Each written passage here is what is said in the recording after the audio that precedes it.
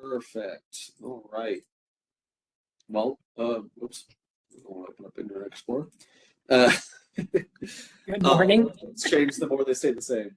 Good morning, everyone. So thank you guys so much for joining us for today's technical assistance or TA call. This is intended to be a supplement to our, regularly occurring FAQ that we update. We have received several technical questions that we felt needed a little bit more of a personal touch, and by means of example, we wanted to show you the answers to some of those questions. We've been made aware of a couple of issues that have been discovered within the portal, and where possible, we have addressed those issues. In other instances where it's just a limitation of the platform we have gone with, we have provided some workarounds for those issues. So we'll be covering those today. Today's call is, I said it's recorded, right? It's recorded, if I did say that. Today's call will be covering just technical items. We will not be covering content-related questions in any of these calls, frankly. Please continue to send those to our grant inbox, which is nbo.grants@nebraska.gov. Make sure, please mute as you come in. That would be very helpful. Thank you. And that said, we are also still in our quiet period. As many of you know, this means that there's no real one-to-one communication coming out of the office. Nothing said verbally is considered binding. Everything in writing is therefore considered binding in that aspect, because we want to give everyone the same benefit that everyone else gets. We don't want there to be any favoritism at play, and we don't want there to be any advantages gained by contacting the office. So every question that we receive will be posted on our FAQ so that everyone has the same information, everyone has the same chance to compete in the wonderful NB program. So with that out of the way, I will go ahead and get started with just going over our agenda for today. So we're going to talk about the meeting and purpose, which I've highlighted a little bit there. We'll talk about starting a project application, which I will be referring to as PA throughout the process. We'll talk about how to handle ownership and collaborators. We will discuss how to handle multiple drafts. We will also discuss how to download completed applications, as well as other updates. You will notice there is no opportunity for a Q&A section during today's presentation. Please, again, continue to send those in to our NBO grants email inbox, which is right here on number 3. So please write that down if you don't have that. I know we've received several questions already from many of you. Please, please, please continue to do so. That is why we are having this call in the first place. That is how we generate almost all of our FAQs. As I stated, this call is for information sharing only. No Q&A process. This will just be on technical items. This will not be on content-related items. Content items should continue to be submitted separately and will be answered on FAQs. I want to make sure I repeat this just so everyone has the same understanding of the purpose of this call. We also encourage you to continue to reach out to Submittable directly with that link that's on the screen. I'm not going to read that out, but they have been extremely helpful. We've heard from several applicants that they are very quick on the draw and getting things fixed for you guys. So we really appreciate that from them, and please continue to use them as a resource. We really hope that there is going to be no issues with the platform, no issues with working with the office or with Submittable that would impair your ability to submit an application. Again, we are going to be addressing technical questions and the solutions that we have come up with to address those questions in today's call. So to start, the meat and potatoes of today's presentation is how to start a project application. We've gotten several questions on this, so I wanted to walk through exactly how to get yourself started and all the information that you're going to need for that. So go to our website. There's a couple different links, but you can go directly there to apply.broadband.nebraska.gov/submit. You can scroll down to the bottom where you will see a big red submit button. It looks exactly like it is on the screen here. Just go ahead and click on that. When you do, you'll be taken to a screen that will have this on it, and you will have to find your organization. So here you will have to put in your UEI. Now, we are aware that there have been some issues with public-facing UEIs, so we have allowed for a skip function to be implemented here. We would recommend, if you are not having this issue with the public-facing UEI, which is, I don't really actually know what UEI stands for. It's like unique something. Anyway, I'm trying to do all of the acronyms. If you do not do this, it will not link your PA to your OA. So unless we are aware of this issue with your organization, with your public-facing UEI, this will cause issues with scoring. So please do not skip this unless there is a known issue with your public-facing UEI. This will cause issues if you skip it otherwise. So this is not necessarily a optional requirement. So I just want to make sure I highlight that. Another item that you will need is something that you have received in an email from NBO grants@nebraska.gov on April 2nd, 2025, this year. That will be this authentication code, which you can see in a version of that there, and then a naming convention, which you've also have received. If you do not follow this naming convention, there will be problems as well as earlier with connecting not only your application to the correct DPA, but also to the correct organization. So we please ask that you make sure that you follow the instructions in the email that you received on April 2nd, 2025. If you do not do that, this will cause issues and will have some technical issues with your application that we really don't want to have when we're going through scoring. That said, moving on to the next item of managing applications. So we've gotten several questions around the ownership of applications. So during the OA process, which this was built for at the time, there was no real issue because there's only one application per organization. However, as we moved on to the PA, it has been made clear to us that our applicants would like to be working on multiple applications at the same time. However, there's a limitation of the system in that there has to be one owner who is the only one that can submit this application.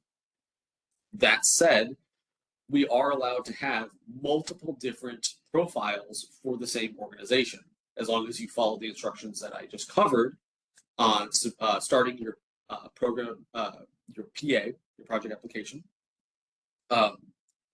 You can have multiple different applications going at once as long as they're under different owners. That said, owners also can add or remove other users as collaborators. But again, owners are the only ones who can submit a completed application. Ownership also cannot be transferred until an application is complete and submitted if you wanted to consolidate all of them at the end of the process. If you would like to request such a transfer of ownership, please email us at our grants inbox. It's the same one I've been using this whole time, nbo.grants@nebraska.gov. So please do follow those instructions.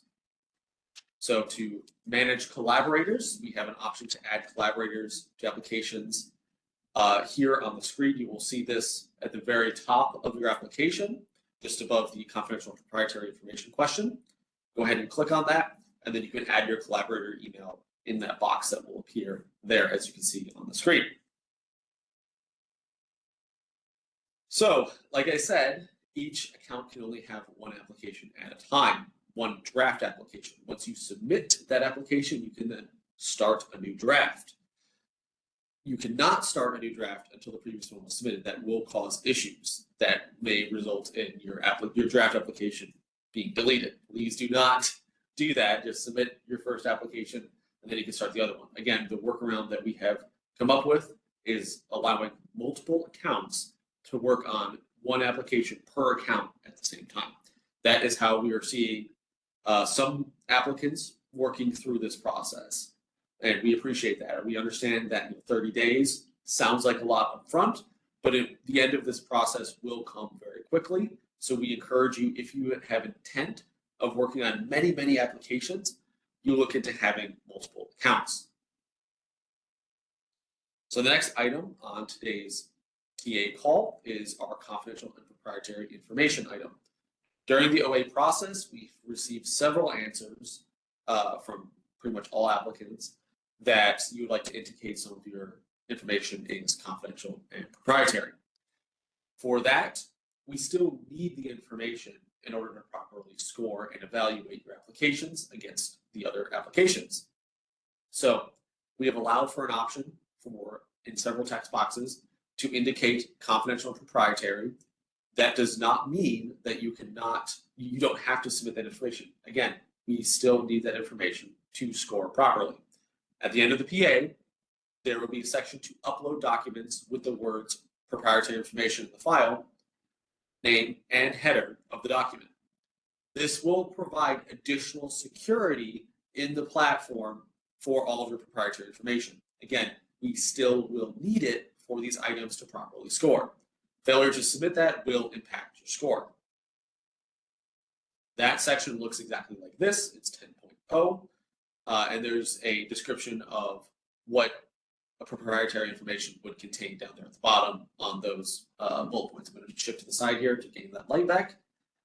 So please do submit that information here if you want that additional security for that information and indicate confidential proprietary in those questions that it is available for.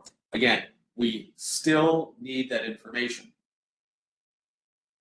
Another item as well as that we still need is to make sure that there's no placeholders. Now, there is no opportunity to edit or cure your application when submitted. That was something available during the OA process. During the screening part of the OA process, we were allowing curing for certain items that were not submitted or incorrectly submitted. That is not the case with the PA, as we're running this very competitive process. Be very careful about using placeholders. Now, I understand why there are placeholders usually used. Me and Diane will work on, for example, our NTI grants application.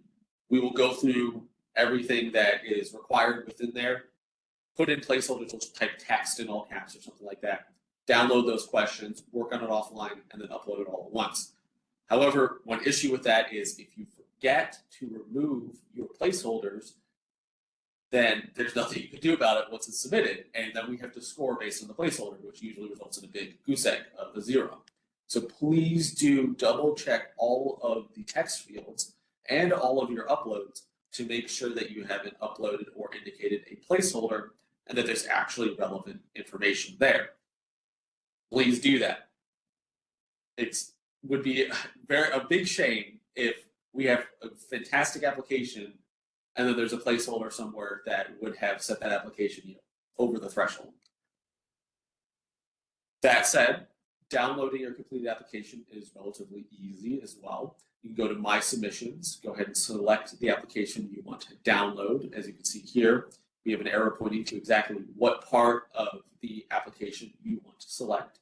That'd be the name, in this case, 0007.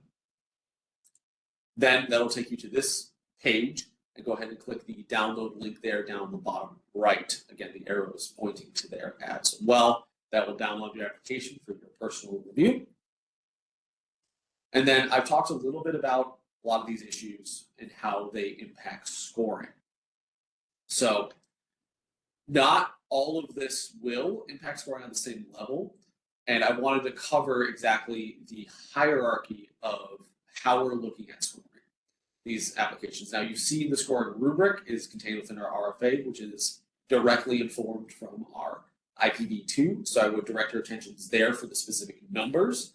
But there are certain gating items, let's call them, that separate out different applications from other applications. So obviously, following NTIA's guidance, we have set up the scoring hierarchy to put all priority applications at top. That means fiber applications. All reliable broadband service applications, or RBS, just below those, which are your coaxial cable, your licensed fixed wireless, things like that. And then below those, and in the final tier, we have our alternative technology or alt tech applications, which are your LEO, your unlicensed fixed wireless applications. Within those kind of tiers, we also have conditioned applications. We wanted to be very flexible with our applicants, so we've allowed some conditions to be tied to certain applications. However, that means that if you have a priority application with no conditions, that will naturally be scored higher than a priority application with conditions. It's just in a different bracket. It's in the same scenario as if you had a priority application competing with an RBS application, we have to go with the priority application in this scenario. So just keep that in mind as you're selecting conditions, that is naturally going to be putting you in a lower bracket than the same application that has no conditions. So we want to make sure that is clearly explained. If you have any further question on this, please send those to our grants inbox, nbo.grants@nebraska.gov. I want to make sure that that was very clear. Then the last item, and thank you very much for dealing with this, or joining us for this TA call today. We have our DPA summaries, which have been uploaded to our website. They've been updated recently. They now cover permitting and environmental items.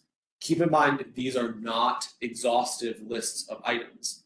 We are expecting our applicants to do their own research on these items, and this is just a tool or a resource to assist in your understanding of the various DPAs and your evaluation as to whether or not you want to apply for those DPAs.